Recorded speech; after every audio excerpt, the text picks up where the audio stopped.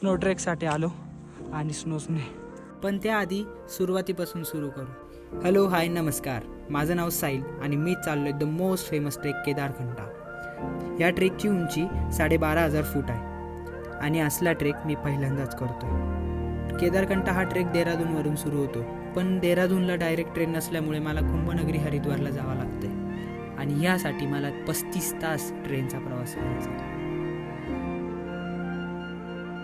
Gujarat, Rajasthan, Delhi cross करून finally मी हरिद्वारला पोहोचलो.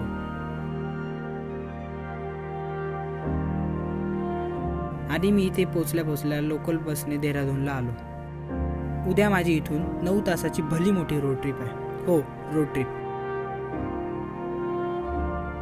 आता तुम्हाला वाटेल मी रोड ट्रिपला आलोय की ट्रेकिंगला आलोय, ज्याचं उत्तर तुम्हाला पुढच्या एपिसोडमध्ये मिळेल.